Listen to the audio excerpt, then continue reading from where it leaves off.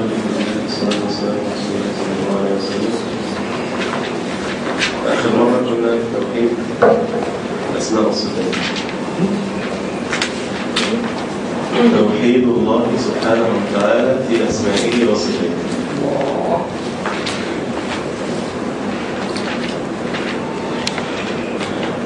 حد يفتكر كده يعني ايه توحيد الله عز وجل في الأسماء والصفات؟ يعني الإيمان بصفات الله عز وجل بلا تعطيل أو تشبيه والعمل مقتضى. لا، عايزين تعريف الكتاب زي ما الكتاب عمل. اتفضل. الاعتقاد الجازم الكمال. الاعتقاد الجازم من نظام صفات الكمال لأن الله عز وجل وحده تصف الكمال متصف بصفات الكمال منزه عن جميع صفات النقص. تمام.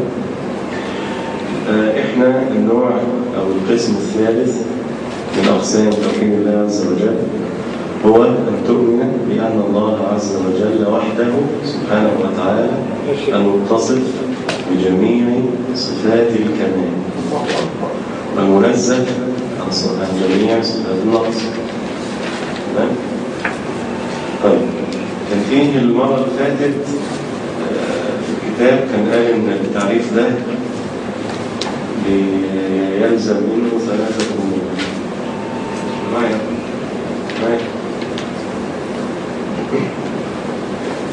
بس الحقيقة احنا لقينا موضوع توحيد الأسماء والصفات فيه ملابسات كتير، فاحنا عايزين نبدأه بشكل مرتب شوية. يعني نقول شوية قواعد الأول الإيمان بأسماء الله عز وجل وصفاته، وبعد كده وده المهم إن أنت في حياتك هتطبق إزاي توحيد الأسماء والصفات. يعني هتبقى وحدت ربنا سبحانه وتعالى في أسمائه وصفاته وطبقت ده في حياتك إزاي، وده المهم. تمام؟ فإحنا غالبا هناخد فيه أكثر من مرة، هناخد في الموضوع أكثر من مرة، وهناخد من الكتاب اللي مكتوب في الكتاب اللي يناسب لإيه؟ فأول حاجة هنبدأ بشوية قواعد كده مرتبة المفروض كلنا نبقى فاهمينها كويس علشان الموضوع يبقى سهل بالنسبة لنا. أول حاجة لازم نبقى فاهمين إن العقل بيقول إن أي موجود لابد أن تكون له صفات. تمام؟ واضحة القاعدة دي. أي موجود لابد أن تكون له صفات، بمعنى أن الموجود له صفات وغير الموجود ليس له صفات. فلو بعض الناس قال ممكن يكون سؤال، هل ممكن يكون في شيء مش موجود بس له صفات؟ ليه؟ ليه ما يكونش له صفات؟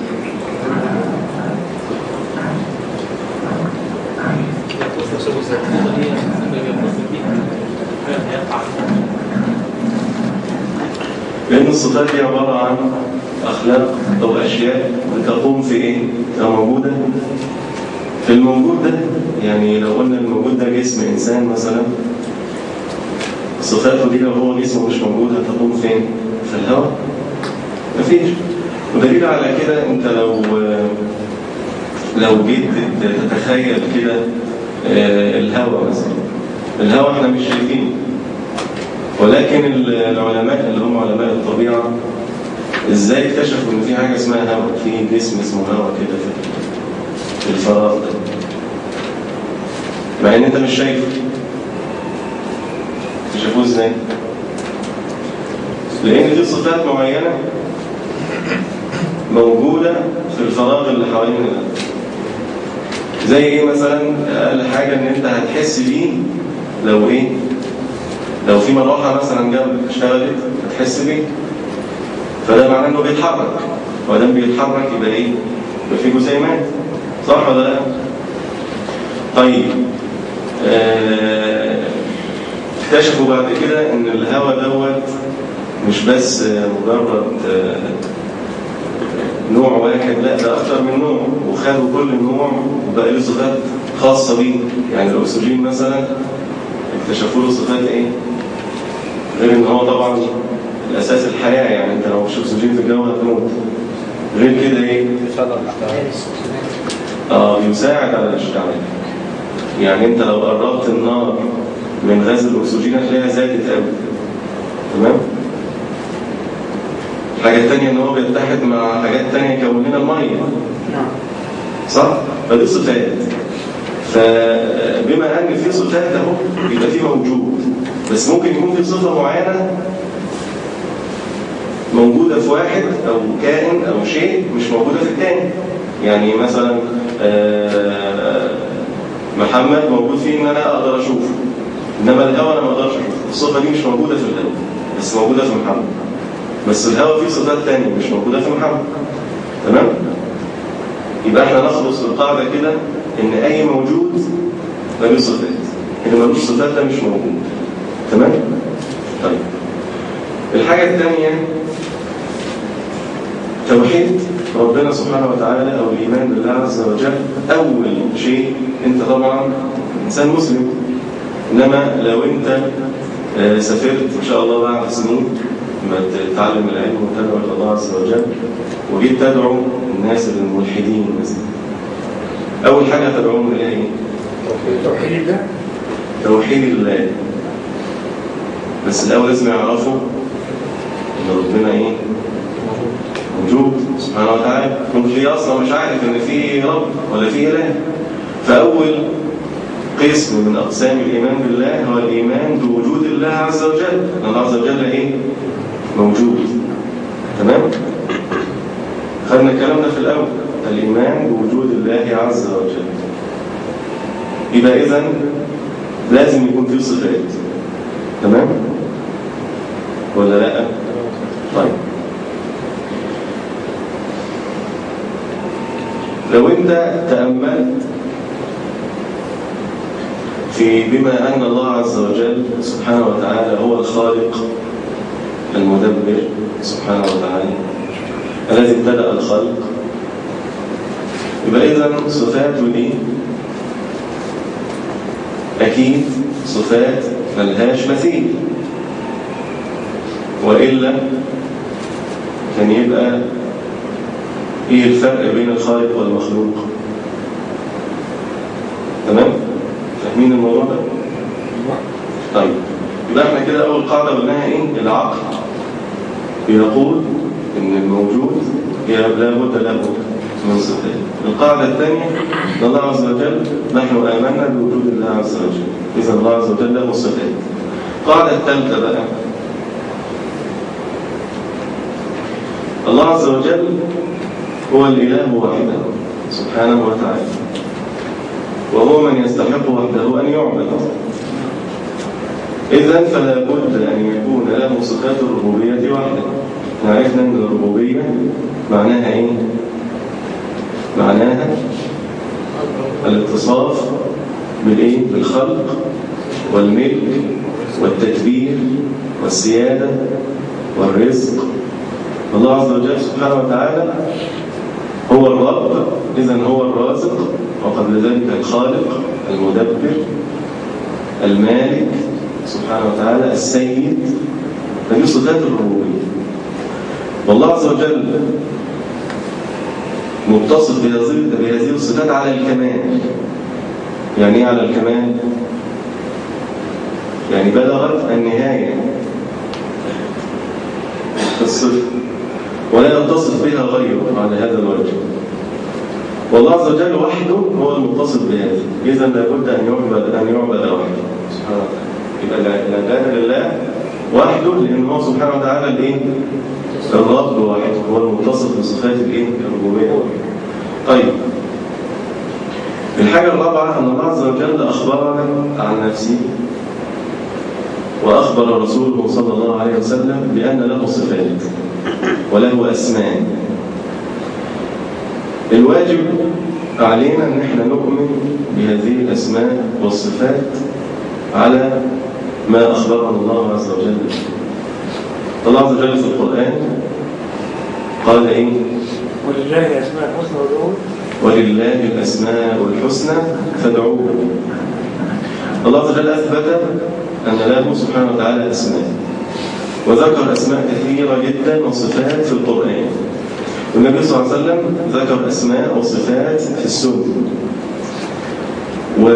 واحنا قلنا المرة اللي فاتت ان الاسماء المذكورة في الكتاب وفي السنة ما هياش بس هي دي اسماء ربنا، لا في اسماء تانية كتير ممكن ما نبقاش عارفينها. والدليل على كده حديث النبي صلى الله عليه وسلم الذي يقول اللهم اني عبدك ابن عبدك ابن امتك ناصيتي بيدك ماض في حكمك عدل في قضاؤك أسألك بكل اسم هو لك سميت به نفسك أو أنزلته في كتابك أو علمته أحدا من خلقك أو استأثرت به في علم الغيب. يعني هنا استأثرت. أيوة، هو ده الشاهد في الحديث، إن الله عز وجل ممكن له أسماء ولكن إحنا ما نعرفش. استأثر الله عز وجل. طب هنا بعد إذنك كلمة فادعوه يعني أدعو ولا يعني يا رحمن يا رحيم ولا أقول يا يعني المقصود بإيه كلمة ادعوه؟ إنك تستخدم الأسماء وأنت بتدعو، وإن أنت تستشعر معنى الأسماء. يعني ما تقول يا رحمن، معنى الرحمن واسع الرحمة، الله عز وجل واسع الرحمة، فأنت بتدعوه باستخدام الاسم ده لأن أنت بتطلب الرحمة. تمام؟ ما تقول يا كريم فأنت تطلب من الله عز وجل أن يعطيك عطاء. لما تقول يا عليم يبقى أنت تطلب من الله عز وجل أن يعلمك. تمام؟ فالله عز وجل له الأسماء الحسنى، والأسماء دي تحتوي على صفات، يعني لها تتضمن صفات، والصفات دي احنا بنبقى واحنا بندعو فاهمينها وبنطلب من الله عز وجل ما تؤدي اليه الصفه دي. تمام؟ طيب، فمن لوازم توحيد الالوهيه ان انت تؤمن بهذه الصفات وهذه الاسماء التي اخبرنا الله عز وجل بها في كتابه، والتي أخبرنا رسول الله صلى الله عليه وسلم بها في السنة. فأنت تعبد الله وحده، فأنت تصدقه وتصدق رسله فيما أخبروا به عنه عز وجل. القاعدة اللي بعد كده نقول أن أسماء الله سبحانه وتعالى كلها أسماء وصفات كمال لا نقص فيها بوجه من الوجوه. تمام؟ أسماء الله عز وجل وصفاته كلها أسماء تأدي 5. أسماء الله عز وجل وصفاته سبحانه وتعالى كلها أسماء وصفات كمال لا نقص فيها بوجه من الوجوه. يعني كانوا بيضربوا العلماء مثال إن أنت إنسان لما يجي دلوقتي عايز يشتري حاجة يقول أنا هتخذ وكيل، الوكيل ده هبعته يشتري لي مثلا سيارة عربية. إيه الصفات اللي أنا هحاول أشوفها في الوكيل علشان أبعته يشتري السيارة؟ الأمانة أول حاجة لازم يكون بيعرف، عنده علم يعني. تمام؟ لازم يكون بيعرف، ولا مش هختار واحد مش عارف حاجة في أي حاجة، لازم يكون عارف. صفات أساسية لازم يكون عارف. الحاجة الثانية إنه يكون عنده شفقة بيه، يعني بمعنى إنه هيروح يتعب نفسه مخصوص عشان يدور لي على أحسن حاجة بأقل سعر عشان يجيبها لي. وده معنى الوكالة، لأن الوكيل مش يروح يقول لك أنا هجيب لك العربية مثلا ب40 وهو يقدر يجيبها ب35 ويضحك عليه في فرق. لا، الوكيل معناه انه بيقوم مقام المالك، بيقوم مقام صاحب المال، يقول كأنه هو بالظبط، فبيبذل أقصى وسعه علشان يجيب للمالك أحسن حاجة بأقل سعر ممكن، كأنه هيجيب لنفسه بالظبط. ده معنى الوكيل.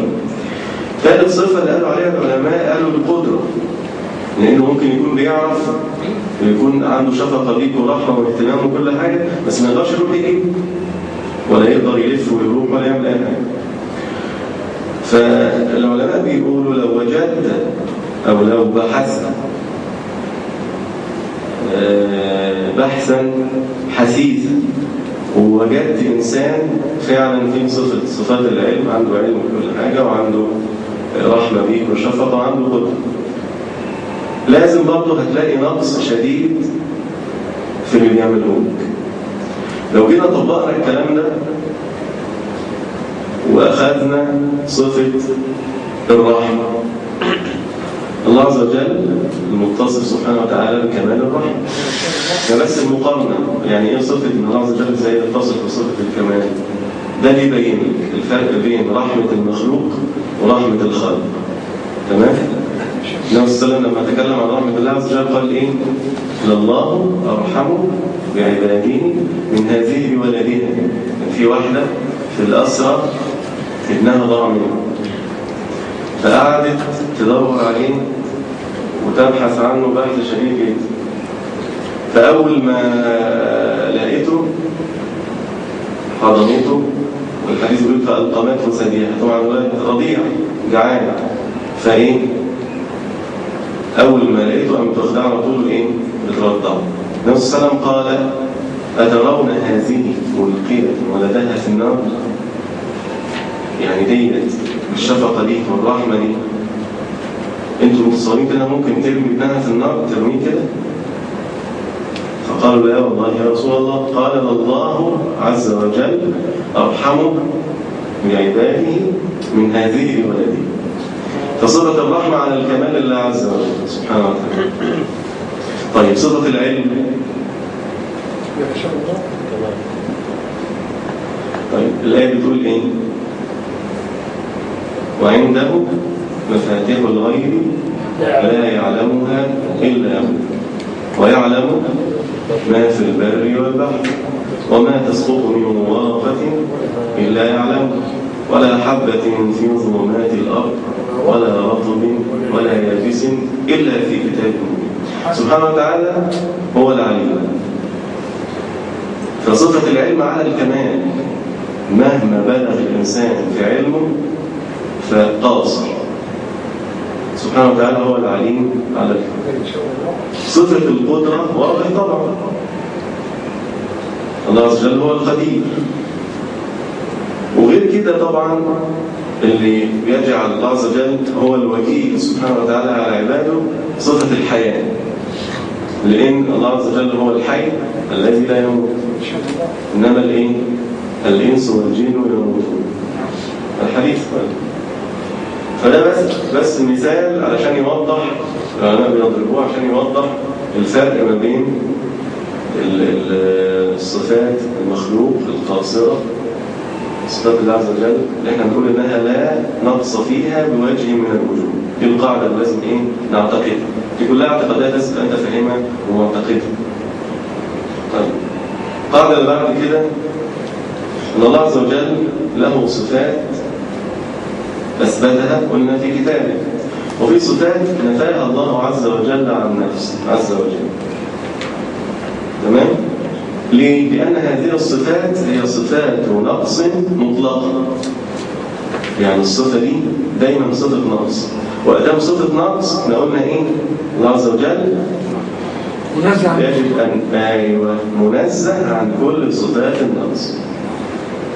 طيب فالواجب في هذه الصفات التي نفاها الله عز وجل عن نفسه ونفاها عنه رسوله صلى الله عليه وسلم الإيمان بأنها منتفية عن الله عز وجل وننفيها عنه سبحانه وتعالى. زي ايه مثلا؟ النبي صلى الله عليه وسلم قال ايه؟ قول القرآن.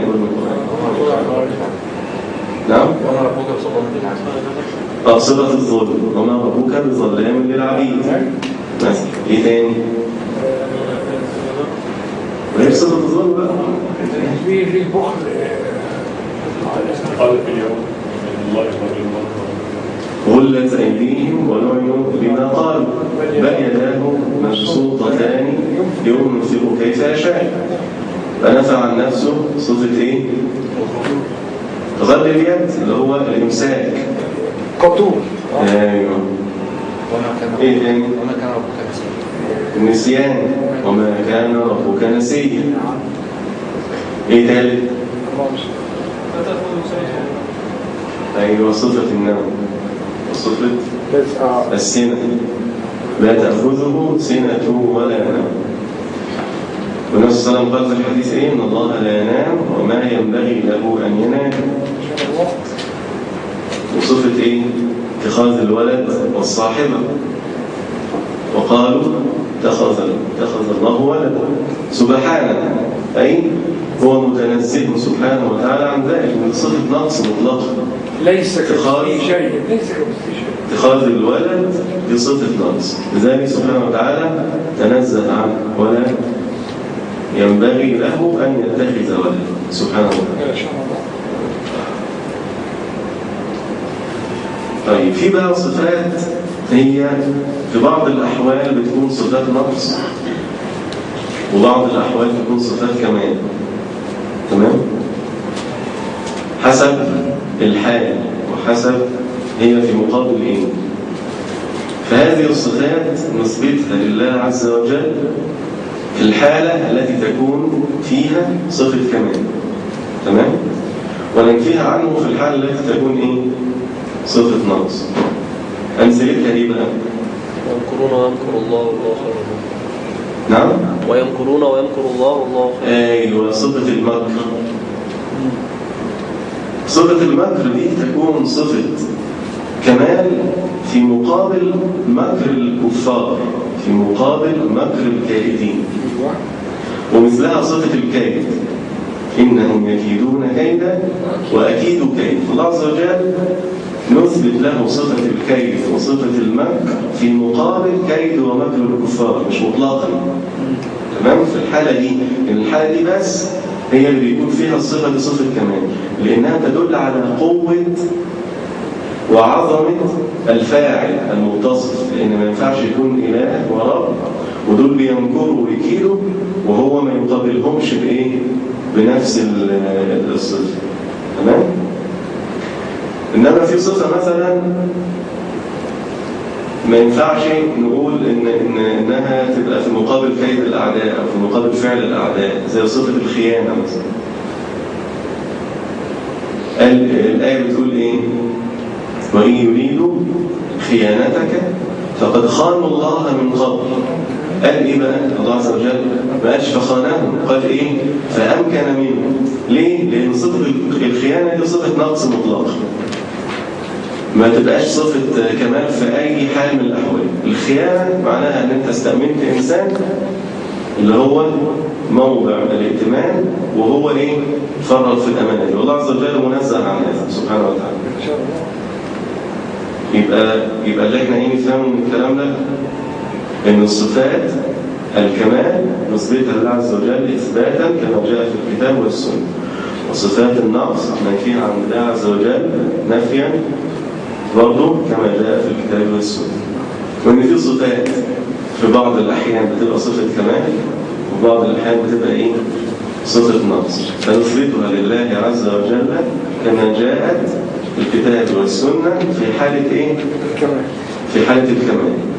تمام؟ بس طيب القاعدة اللي بعد كده، ودي برضو قاعدة مهمة جدا علشان ما يدخلش العقل في موضوع الأسماء والصفات. إن أسماء الله عز وجل وصفاته توقيفية لا مجال للعقل فيه.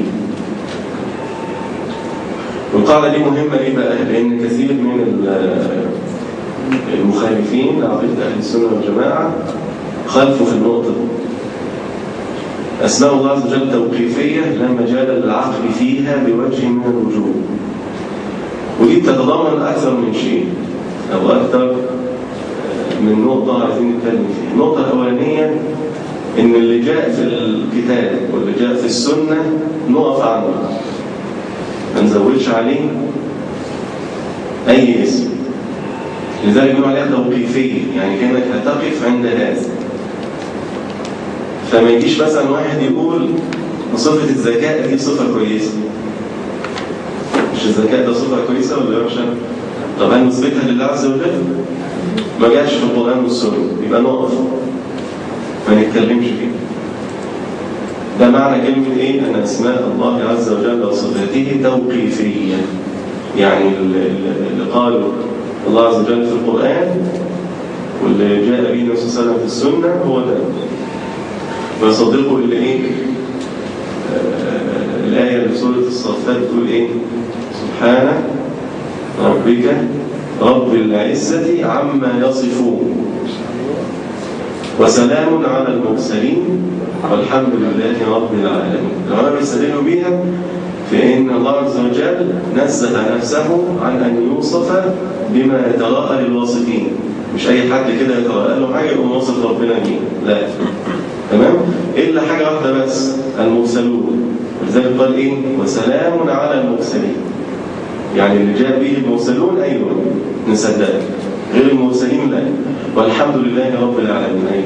أن الله عز وجل هو المستحق سبحانه وتعالى بصفات الكمال التي يحمد عليها سبحانه وتعالى ويثنى به عليه. عارفين الحمد معناه إيه؟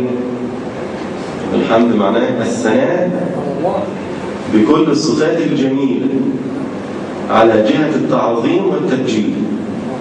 فأنت بتحمد الله عز وجل معناه إيه؟ بتقول في الفتحة تقول الحمد لله رب العالمين، معناها أثني على الله عز وجل بجميل الصفات على جهة التعظيم والتبجيل سبحانه وتعالى. تمام؟ طيب الحاجة الثانية اللي عايزين نتكلم فيها في الموضوع التوقيفية دي، إن أنت برضه ما بتنقصش من الأسماء. ما تجيش تعمل عقلك وتقول النبي صلى الله عليه وسلم قال إن الله عز وجل ينزل إلى السماء الدنيا في الإيه؟ في الثلث الأخير من الليل فيقول هل من سائل فأعطيه وهل من مستغفر فأغفر له. ما يجيش واحد يقول لا النزول ده حاجة وحشة يبقى نبعد، لا نقول إنها مش موجودة. لا، النبي صلى الله عليه وسلم قال ان النزول بيحصل، يبقى النزول ده صفه كمال. ما تجيش انت بعقلك تقول لي اصل لا النزول ده ما بنزل معناه ان انا بنزل. يعني مفيش كيفيه التخيل. ايوه ملوش، ليس كمثله شيء. ما نقارنش، ما نقولش ده شبه المخلوقين ونقول اصل المخلوقين اللي بينزل يبقى صفه نقص، يبقى احنا نقول ان ربنا سبحانه وتعالى منزه عن النقص فنقول لا ده ما ينزلش. لا، الله عز وجل ليس كمثله شيء. فبالتالي انت ما تقارنش صفاته بصفات المخلوق. فادام هو اثبتها لنفسه، النبي صلى الله عليه وسلم قال ان الله عز وجل ينزل، يبقى ايه؟ يبقى دي صفه كمال سبحانه وتعالى. تمام؟ وما نتخيلش، يعني ما فيش حد يتخيل النزول ده شكله ازاي. تمام؟ طيب وبرضه بعض الناس كانت بتأول الموضوع، يعني تقول لا هو بينزل معناه حاجة تانية غير النزول. لا، النزول معروف، ما حدش يقعد يفكر بعقله كتير، هو النزول معروف، بس ما احناش عارفين شكله ازاي، لان احنا ما نعرفش ربنا، يعني ما شفناش ربنا، فهنشوف ازاي ما شفناه سبحانه وتعالى. يوم القيامة ممكن نعرف، فما حدش يتخيل، ما حدش يقعد يفكر كده ويقول ده شكله كذا او الموضوع بينزل بالشكل الفلاني، مش عارفين. زي القضيه بتاعت الرحمن على العرش استوى. بالظبط بالظبط. كيفيه السؤال اماني وانت. ايوه قيل ذلك خلاص، الرحمن عندنا كده استوى، كيف يشاء هو. الحمد لله. طيب القاعده اللي بعد كده، اسماء ربنا سبحانه وتعالى تتضمن صفات. تمام؟ الصفات ديت إما نوعها صفة ذاتية أو صفة فعلية. احنا فرقنا المرة اللي فاتت من يعني ايه صفة ذاتية ويعني ايه صفة فعلية. صح؟ حد يقول كده الفرق؟ الصفة الذاتية اللي هي لا تنفصل عن الموصوف، موجودة دايما. طب الصفة الفعلية ممكن تحدث في وقت وما تحدثش في وقت تاني. ضربنا مثال على كده بإيه؟ ده الأول الصفة الذاتية نوضحها. إيه؟ أيوة، صفة السمع. الله عز وجل سميع، دائما سميع، مش وقت بيسمع وقت لا. بصير، عليم، قدير. الصفات دي تسمى صفات ذاتية لازمة. تمام؟ طيب الصفات اللي احنا بنقول عليها صفات فعلية زي صفة الغضب حسب الحدث بقى. ايوه تمام كده. الله عز وجل يغضب في اوقات ولا يغضب في اوقات، ودليله حديث النبي صلى الله عليه وسلم ان العالمون يوم القيامه ياتون الى الانبياء فيذهبون الى ادم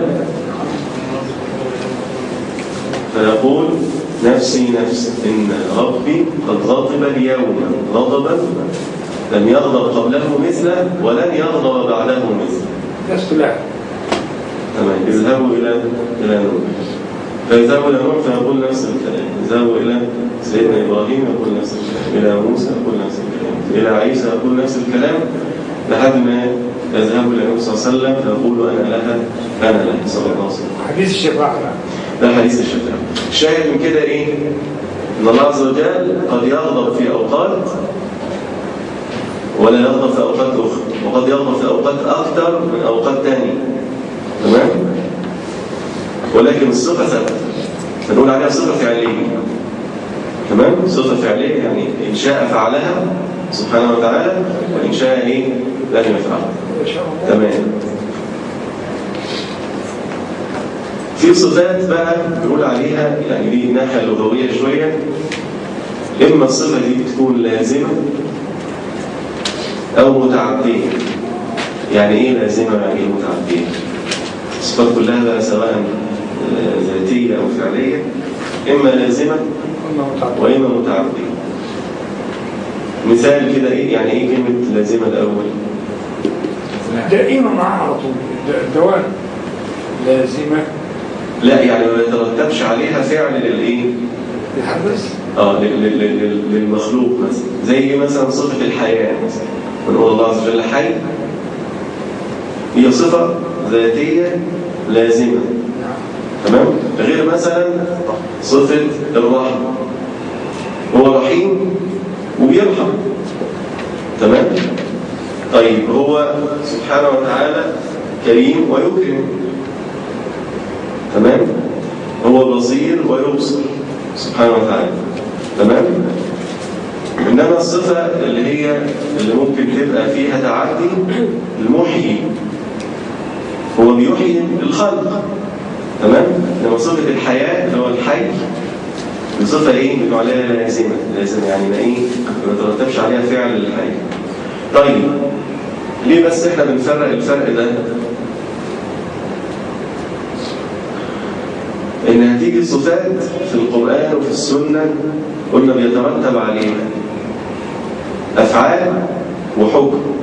يعني الصفة الاسم الله عز وجل يذكر لك اسم في القرآن يترتب عليه إنك يتضمن الصفة دي فتثبتها. تاني حاجة إنه هيترتب عليه حكم ويقتضي حكم معين فلازم برضه تثبته.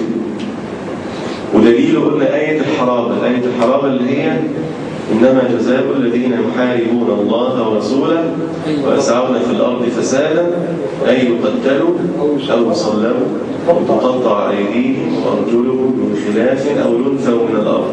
ناس بيحاربوا ربنا وبيحاربوا النبي صلى الله عليه وسلم وبيحاربوا المسلمين وبيقطعوا الطرق وكده، ويقام عليهم حد اسمه حد الحرابة. حد الحرابة ده يعني هو الحرابة يعني بيحارب، يعني كأنه بيحارب زي قطاع الطرق كده. قاطع الطريق ده بيعمل ايه؟ يقف في طريق القوافل وطريق المسلمين، يقطع عليهم الطريق، يسرقهم ويقتلهم. فده يدخل في حد الحرابة. حد الحرابة دوت الله عز وجل قال ايه؟ أن يقتلوا يعني أدم قتل يقتل، أو يصلبوا لو قتل أو فزع أو خوف يصلب، لو سرق يتقطع ايده، لو كذا حسب ايه؟ حسب الحاله اللي عملها في الايه؟ عشان في الخلق يكون عبره. بالظبط كده. كل الاحكام كده، وهي الاحكام موجوده لايه؟ الحدود لمين؟ نعم، لمن يخالفون امر الله عز وجل ويضرون بالناس. فالحد ده بقى يقام الا في حاله واحده بس، ان اللي عمل العمله دي يتوب قبل ما يتقبض عليه. لو تاب قبل ما يتقبض عليه فالآية بتقول إيه بقى؟ إلا الذين تابوا من قبل أن تقدروا عليهم. فالله عز وجل إيه بقى؟ فاعلموا أن الله غفور رحيم. الآية قالت إيه؟ فاعلموا أن الله غفور رحيم، ما قالش فاتركوه. ولكن لأن معنى الغفور ومعنى الرحيم يقتضي أن يغفر له وأن يرحم، يبقى إيه؟ العلماء قالوا إيه؟ قالوا يبقى دلالة الأسماء هنا تقتضي إن إحنا خلاص يبقى من إيه؟ نغفر ونرحم. تمام؟ فده معنى الكلام بقى. إن الصفة هنا متعدية. تمام؟ صفة الغفور والرحيم صفة متعدية. فالله عز وجل غفر له ورحمه فسقط عنه الحكم. يبقى القاعدة بتقول إيه بقى؟ صفات الله عز وجل إذا كانت صفات لازمة أو متعدية فالواجب فيها إيه؟ إثبات الاسم وإثبات الصفة اللي بيدل عليها الاسم وإيه؟ وإثبات الحكم اللي بتقتضيه الصفة. تمام؟ وده إيه؟ دليل من القرآن. تمام؟ طيب نعم؟ أي إذا كانت الصفات اللازمة مش عارفة المثال الله عز وجل حي والله عز وجل محيي ولا لا؟ طيب صفة الحياة دي صفة متعدية هيفعل حاجة بحد لازمة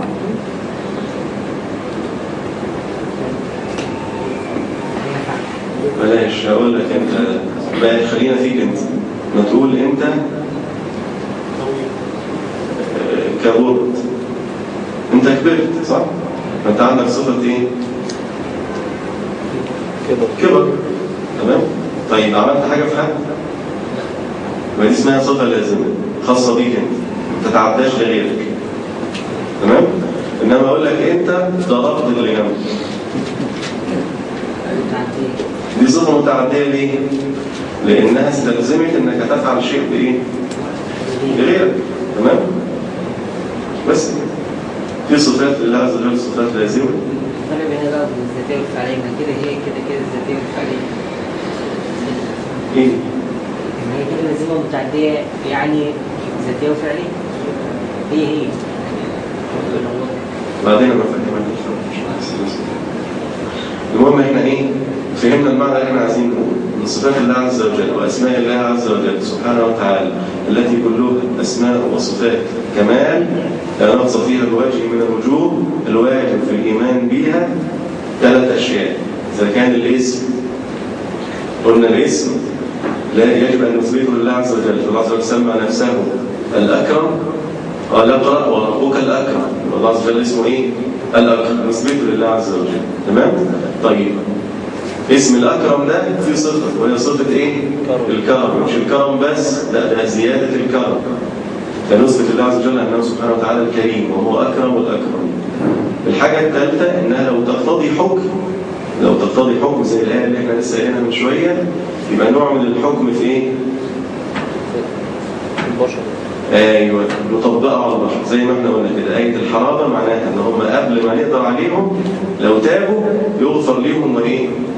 ونرحمهم. ليه؟ لأن الله عز وجل قال هذا فإن تابوا قبل أن تقدروا عليهم فاعلموا أن الله غفور رحيم. إذا يغفر لهم ويرحمون لأن الله عز وجل سمى نفسه الغفور وسمى نفسه سبحانه وتعالى الرحيم. ومقتضى هذا أن نغفر لهؤلاء وأن نرحمهم ما داموا إيه؟ تابوا من قبل أن تقدروا عليهم. إنما لو الحاكم قبض عليهم وهم بيقطعوا الطريق يطبق عليهم الحد على طول. تمام؟ طيب احنا المرة الجاية ان شاء الله هنحاول ناخد بعض الاسماء كده وبعض الصفات ونحاول نتأمل فيها. ان احنا قلنا الدرس ده من اهم فوائده ان انت تتمثل معاني الاسماء والصفات في حياتك. بمعنى ان انت لو قدرت تتأمل معنى أن الله عز وجل هو السميع سبحانه وتعالى وتعيش بها في حياتك. يعني الله عز وجل سميع وده هيأثر في حياتي إزاي؟ لما أعرف أن الله عز وجل سميع لما أعرف إن هو بصير سبحانه وتعالى، لما أعرف إن هو يعلم السر والأخفى سبحانه وتعالى، لما أعرف إن هو قدير، لما أعرف إن هو رحيم. الحاجات دي كلها لازم أنت هتطبق إزاي بقى في حياتك. لما تعرف الحاجات دي هتعيش إزاي؟ لما تعرف إن هو بيسمعك ويسمع كل شيء سبحانه وتعالى ويوصل كل شيء، المفروض أنت لو راقبت الله عز وجل واستحضرت معاني الأسماء والصفات دي في حياتك تتغير. تمام؟ فإحنا إن شاء الله المرات الجاية نحاول بإذن الله ناخد شوية معاني كده من الأسماء والصفات بحيث نستشعر المعنى. يبقى أنت دلوقتي بتتعلم العقيدة، يسموها عقيدة، وبتطبقها كمان في حياتك. يعني إحنا قلنا الهدف من تعلم علم العقيدة مش مجرد إنك تبقى فاهم كده توحيد أقسامه 1 2 3، توحيد الألوهية أقسامه 1 2 3، الربوبية معناها كذا ومعناها كذا ومعناها كذا. لا، مش ده المقصود. بس المقصود إنك تعرف كده وتطبقه في حياتك. لأن أنت زي ما بيقولوا العلماء كده، الله عز وجل سبحانه وتعالى أراد للمخلوقين إن هم يتصفوا بصفات منبنية على صفات الله عز وجل، طبعا ما يناسب المخلوقين. بمعنى إن أنت لما تعلم أن الله عز وجل هو القوي، هو العزيز، هو العظيم، هو الجبار، تورثك أنت في نفسك صفة اسمها صفة الخشية وصفة الخوف. لما تعلم بأن الله عز وجل رحيم، الله عز وجل بيطلب أو بيأمرك أن أنت تفعل بعباده ما هو يفعله سبحانه وتعالى. صفات الله عز وجل الرحيم، يبقى أنت المطلوب منك أنك تتصل بالصفة دي برضه على ما يناسبك، أنك تبقى رحيم مع العباد. لذلك النبي صلى الله عليه وسلم قال الراحمون يرحمهم الرحمن، ارحموا من في الأرض يرحمكم أو يرحمكم من في السماء سبحانه وتعالى. بعد إذنك اتفضل. احنا اتولدنا ان في 99 اسم وحفظناهم. تمام. من حوالي 10 سنين انا متذكر الكلام ده، حصلت ضجه في الازهر وطلع واحد عالم وقال ده في اسماء الله الحسنى مش هي دي، وجاب في اسماء ثانيه اضافها. والموضوع ده من 10 سنين ما اعرفش هل اتلغى هل اقل ايه؟ يمكن ما اعرفش سيادتك عرفت هذا الموضوع؟ لا، هو بس الموضوع ان اسماء ربنا سبحانه وتعالى اللي موجوده في القران والسنه كتير، اكثر من 99. اكثر من 99 بس في 99 مخصوصين. في 99 يعني هنفترض افتراضا ان هم 1000 اسم مثلا. في منهم 99 دول اللي يحصيهم يدخل الجنه. تمام؟ يعني يحفظ 99.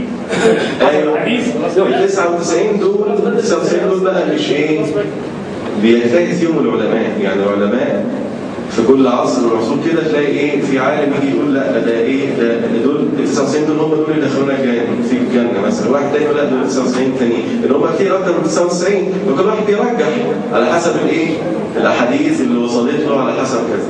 تمام؟ والحديث اللي ورد فيه 99 ده النص الاولاني النبي صلى الله عليه وسلم هو اللي قايله، والنص الثاني اللي فيه الاسماء واحد من العلماء اللي ذاكرهم. يعني هي فاهمني؟ يعني هو عالم من العلماء اللي قايل، يعني هو مرجح كده. يعني العالم دور في الكتاب والسنه وشاف يعني اكثر اسماء موجوده في القران والسنه تبقى هي اللي بتوصل للجنه. فقال يا جماعه دول اكثر اسماء انا وصلت لهم. جه بقى عالم بعديه مثلا في السنين اللي بعديه قال لا دول من ال1000 انا اخترت 99 تانيين. جه واحد قال لا انا اخترت 99 تانيين. هم كلهم اسماء ربنا، اجتهادات. ايوه كلها اسماء ربنا سبحانه وتعالى، ولكن اجتهادات بقى. كل واحد يقول لا دي اللي بتوصل للتصديق، وربنا سبحانه اخفاها ليه؟ عشان الناس تجتهد. اخفى 99 بالظبط عشان الناس تجتهد. ده يجتهد في حاجه ويصلي ويعبد ربنا بيها. ايوه حكمه. زي الخلاف في في الفقه كده رحمه. تمام؟ علشان واحد مثلا مش قادر مثلا يصلي بطريقه فلانيه يعمل كذا، واحد مش قادر يمسح، مش قادر يغسل رجله يمسح على مثلا الجاره، واحد فاهمني؟ خلاف رحمه مش كلام. نعم بالظبط. الله يفتح عليك وبارك الله. العيش بتاعتنا. طيب ازاي مش لازم؟ ارفع الاذان، ارفع الاذان. لازم تقول 10 دقايق دلوقتي. نعم 10 دقايق وماسكين دلوقتي. طب ينفع الأذان ما يجوش حاجة؟ لا لا أذن ولا إيه؟ أذن بره ولا حاجة الصراحة عشان بس ما تعرفش الناس ما بلاش. يأذن بره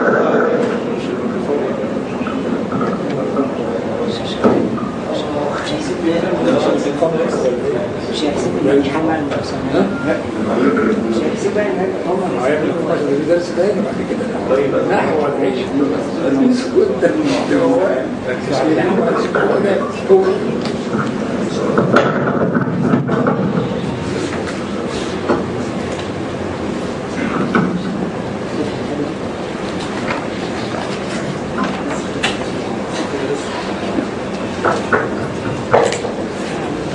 الله أكبر الله أكبر الله أكبر الله أكبر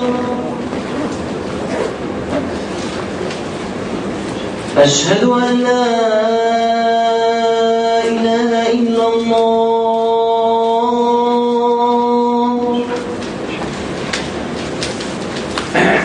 أشهد أن لا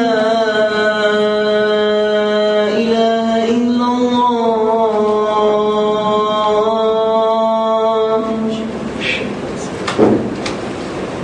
أشهد أن محمدا رسول الله أشهد أن محمدا رسول الله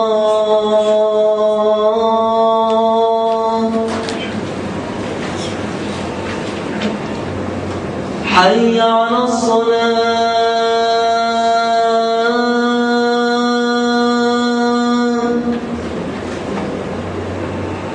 حي على الصلاة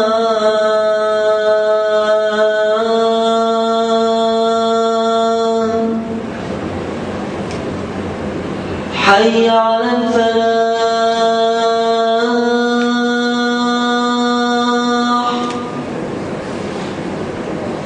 حي على الفلاح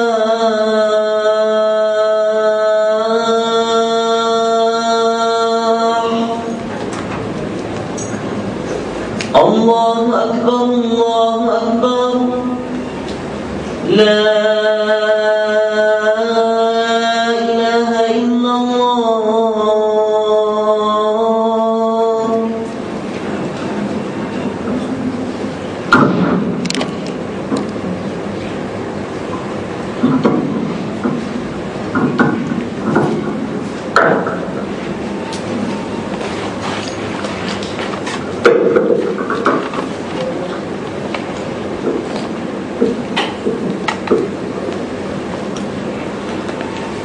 طيب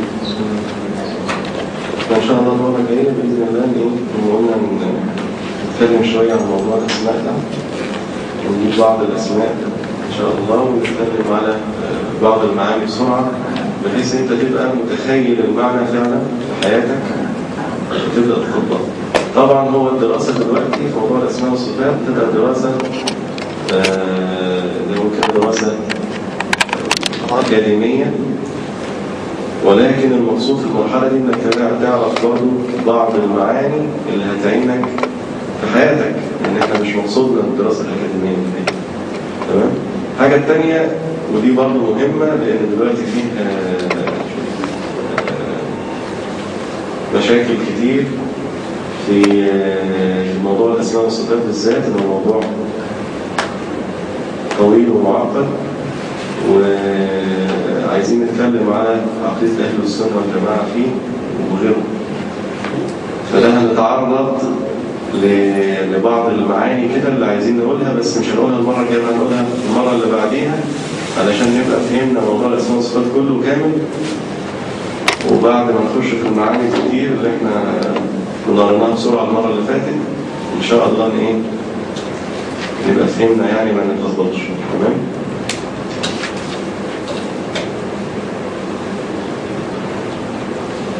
في حد له أسئلة في اللي احنا قلناه؟ غير السؤال بتاعك هبقى فهمه لك بعدين. نفس السؤال؟ طيب في حد له أسئلة تانية؟ خلاص كده نخلص. طيب الحمد لله رب العالمين والصلاة والسلام على رسول الله. سبحانك اللهم وبحمدك أشهد أن لا إله إلا أنت أستغفرك.